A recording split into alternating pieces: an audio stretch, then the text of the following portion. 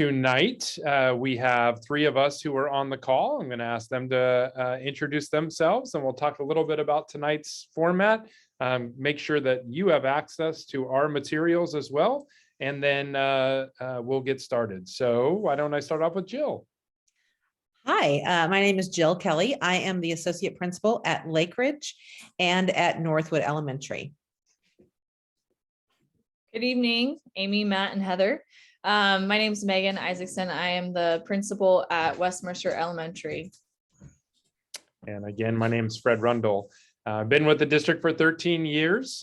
We held this event last week and we were doing middle and high school, which I feel very comfortable presenting in, but as someone who served in our district as an elementary leader and spent most of my classroom time there, this is probably where I'm most comfortable is in nights like tonight. So welcome to tonight. Let me share my screen here and we'll talk a little bit about the night. Hopefully now you can see our presentation. So we're going to do some welcome and introductions. Up here, we have two options for you in terms of your participation. Whoops. I'm actually going to go back to this. You can scan the QR code, or I'm going to put into the Google chat here. I'm going to go ahead and put in our link to tonight's presentation. And so you could click right on that and follow along as well, or at least you'll be able to have it moving forward. So we'd like to talk a little bit about our elementary schools, what we've been up to, some of the offerings that we have. Give you a little brief introduction in terms of timelines for registration, and then we're both all three of us are around to answer questions tonight as well. So starting off, something that you all know as community members that is unique for our school district, which is different than some of our neighboring districts that are quite larger, is that as a school district that's an island, that's a city, we also have the unique opportunity to have one middle school and one high school. And so we're not moving students into multiple middle schools, and then the middle schools aren't feeding into multiple high schools, but rather we have that ability for continuity of services. And so as of right now, we're looking forward and looking ahead to our next school year as we're starting those planning processes already at all four elementary schools. Our school district, we're really rooted in four core values. They always go back to the students and the students as the priority, but we're really rooted in thinking about that whole child, and that school is not just about academics and it's not just about enrichment. It's really about the whole child with the academic, the social, emotional, the physical aspects of school. Even though certainly our core structures are built on the academic side, there are certainly elements to that involving music, art, and PE that are academic in nature, but allow students to pursue passions and interests in other areas. We're also very much committed to and value the idea of including all of our learners and making sure that school is accessible to each and every one. We are committed to ensuring that the schools are safe and supportive.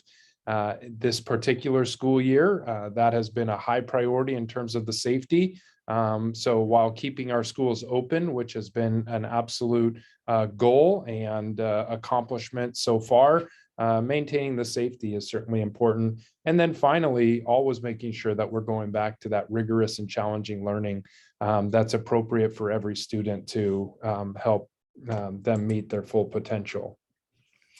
I won't go through all of these different reports, but I wanted to make it available, hopefully in your inboxes or your mailboxes.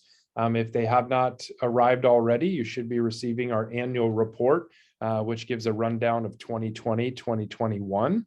Online is our Mercer Island School District report card, which provides demographic information about our staff and our students, as well as some of the historical data points as well. But I want to kind of go back to that first graphic and really talk about the unique opportunity we have and that we try to continue to capitalize on with creating some cohesion between all 4 elementary schools so that the experiences lead right into the middle school and students are coming with some common experiences academically, social, emotionally, so they can continue their learning right on through. I want to turn it over here. I believe, is this Megan, or is this Megan, who's going to talk a little bit about some of our highlights from our elementary K-5 continuum? Yep. So you can see on this slide that there are a variety of services throughout all of our schools. I'll start with the K-5 services, and then I'll talk about the bullet above, which is specific to Northwood. So we have 4 elementary schools. We have Lakeridge, West Mercer, Northwood, and Island Park. And across the schools, while they're unique and have different subgroups and populations of students, overall, what you'll see across the board is a universal design for learning experience, which essentially means that students have access to instruction and ways they engage in the material, demonstrate their understanding, and really just are challenged in a variety of ways. So it's a really open spectrum of what teaching looks like for students and what learning looks like, and it's really dependent on the learner and what their needs are. So designing learning experiences that meet every single student. And what you might hear a teacher speak is engaging students in what a low floor, high ceiling. So there's an access point in a learning activity that is any entry point that can extend and can also support. And so that you'll see across our schools. There's intervention programs in our schools, specifically one called Learning Support Program that is funded from our LAP and Title funds, but that program is around reading support and interventions, primarily in the early grades, K4, and providing phonemic awareness, phonics instruction, foundational reading skills, so that we can move from learning to read to reading to learn.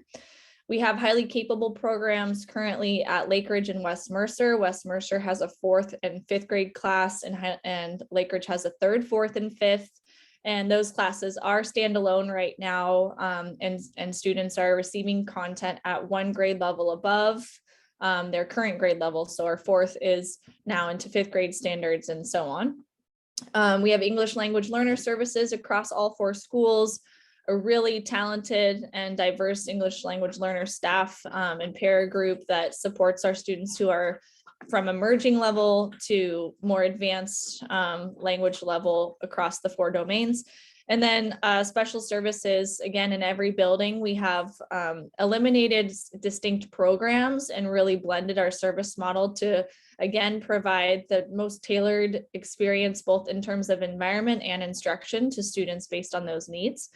At Northwood, we have an early childhood education program. There's 2 classes there, wonderful program offered on site, and it's a half-day program. But yeah, elementary school has a variety of services.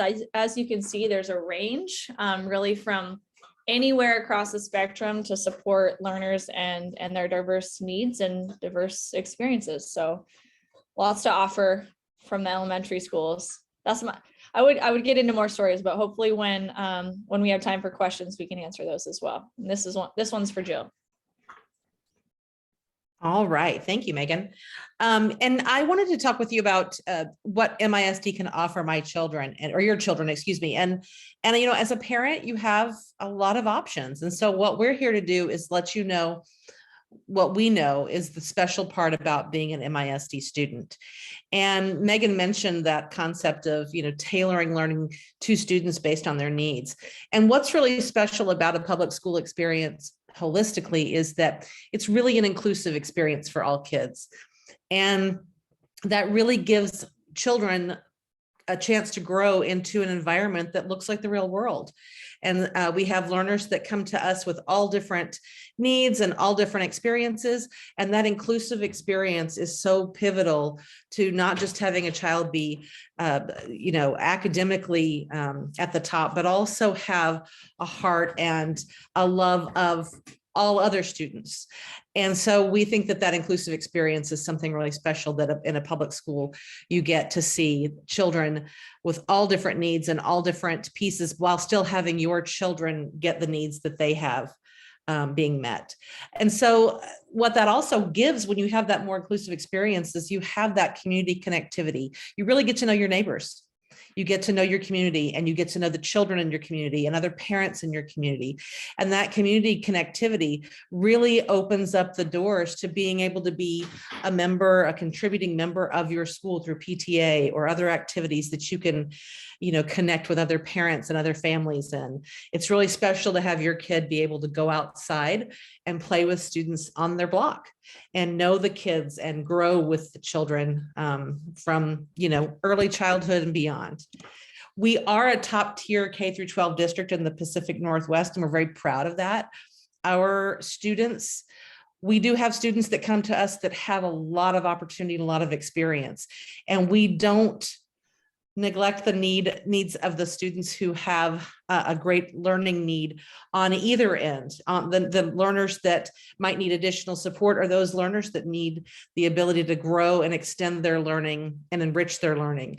We are a top tier school because that's what we do. As Megan said, we have a universal design for learning. And as our floor is here and our ceiling is here, we're really getting our students at all levels to get their focus on their learning intact. And we feel very strongly about that. Our K through 12 continuum is aligned. That means our curriculum is aligned. We have a lot of conversations, not just in grade levels in the elementary campuses, but between grade levels to talk about where is a student when they start a certain grade and what is the expectation when they leave, but also horizontally speaking, from where did they come and where do they need to go into those older grades? And that alignment is something we're very proud of. We give children a whole child's lens when we support them. It's not just academics. We spend a fair amount of time on the social emotional growth of children too. And it's super important that when we are looking at a child, we're not just looking at the academic piece, we're looking at how to help them be a good person and a person who can collaborate and coexist and have a positive experience with their peers. So that whole child support allows them to be not only better thinkers and problem solvers, but also better people. And we have a strong feeling that when you have an inclusive experience with all of your community, then you are really giving your child a whole child approach to being a learner from today and beyond. And then enrichment beyond the classroom. We have a lot of things to offer, both during the school day, which would be things like field trips. One big one that we're always excited about every year. And with COVID, we're learning some ways to be creative with this field trip, but we send our kids to Islandwood. Typically it's an overnight experience, but during these times of COVID, we're coming up with some really clever ways of having them our experience with Islandwood be something that's during the day that doesn't include an overnight sleepover. When we get back to that outside of the COVID realm, we look forward to that because that's a really positive experience for students to not just learn with their students and their friends in class, but outside of class, and really get a science angle on the learning at Islandwood. We also have lots of clubs and organizations that we offer. From the art club and the chess club, we have those pieces that are covered and sponsored by PTA, but we also have student council and our green team. That's our eco-friendly spin on making sure that our school is really looking at the environment as a whole and our impact on the environment. So those are school sponsored type events, as are our music programming. We have 5th grade band and orchestra that's available to 5th graders and to learn and grow beyond the elementary school years, transitioning in the music program, as well as our steel drum band, if you will, in the elementary music program, and our choir. And these are all things when, I don't know how many of you may have students that are early in their elementary career or later in the elementary career, but it's pretty impressive to see that these things go across many different grade levels, and they even extend, as our music program does, into the middle school and high school years. So we don't just think about these enrichment pieces just K through 5, excuse me, we think of it how it translates into the secondary schools as well. And with that, I turn it back over to Fred. So one of the things that we're always striving towards and we're proud of is this commitment to continuous quality improvement.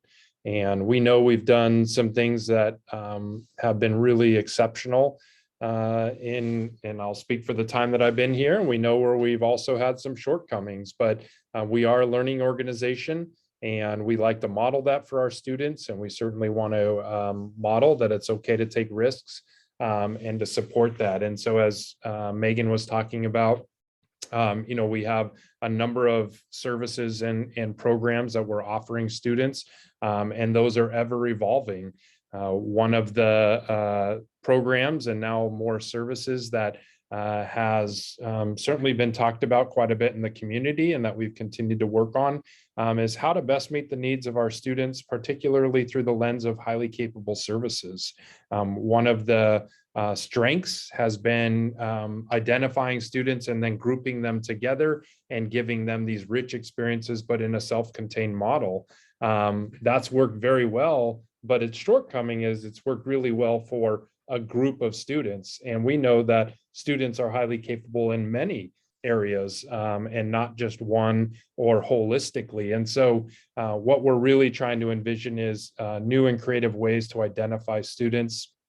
And so we will continue that evolutionary process. There was a time in our school district where with our English language learners, as Megan was talking about, Island Park was kind of our magnet school, and that any student who moved into the district who qualified for services because English was not their native language, they were moved to Island Park. And while we were able to concentrate supports there, it also meant that a family who may have purchased a home or rented an apartment in one area of the island, they may have made great friends there, but then they had to go to a different school.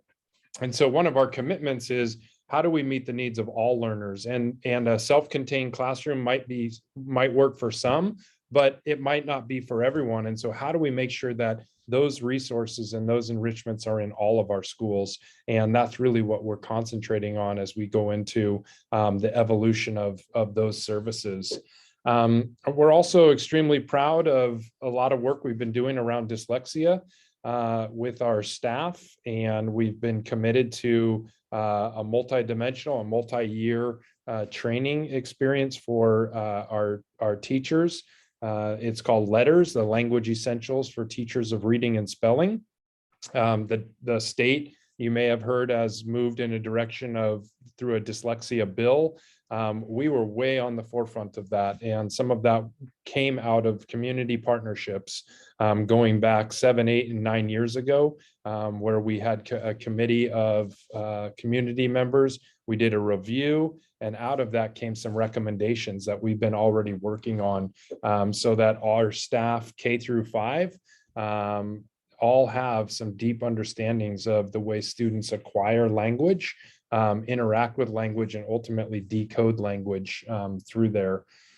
We've also been working on some intentional improvement around math. We've had an accelerated math opportunity that's begun really in 5th grade. The positive aspect of that is, again, we were able to send some students on a trajectory who really had the knowledge, skills, and dispositions to really move in that direction. But we did so through skipping. And so students essentially skipped 5th grade math and instead did 6th grade math beginning in 5th grade. We, through studying that, came to realize that it worked for a while, but a number of students downriver, as I got into algebra and then algebra 2, we were starting to see some real gaps. And so we've already started to tweak that so that all students still have that opportunity and pathway for acceleration, but we do so between 5th grade, 6th grade, and 7th grade, so that students are not skipping material, but rather appropriately moving through it at different paces. And finally, we've been very committed to identifying assessments, not just the big state assessments, but also the ones inside of our schools.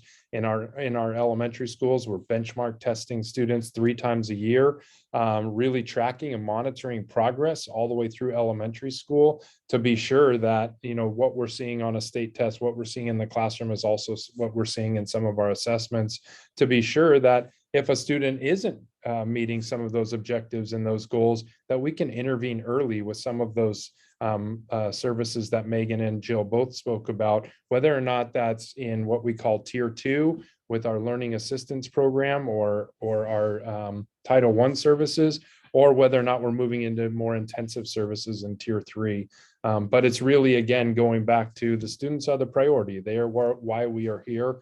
And I would, you know, say the other piece that we've really evolved in is our understanding about what is our core and what is kind of our bread and butter, and that's meeting with students in person as much as possible. And our district has made a very concerted effort this year to really rebound from the interruption from spring of 2020 through last year. And I think we made the most of what we had at the time. We learned from that, and we've pressed forward this year. And we're really proud of that. So with that, we appreciate everyone being here tonight. Before we go to questions, I'll stop the recording. We don't necessarily need to record that part, but I do want to open it up for questions from our families, if you have any, as we move forward. Oh, sorry, forgot one more thing, registration.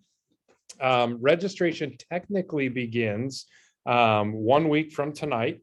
On January 25th, we have our a big night. We have our kindergarten enrollment night, and then really registration begins after that.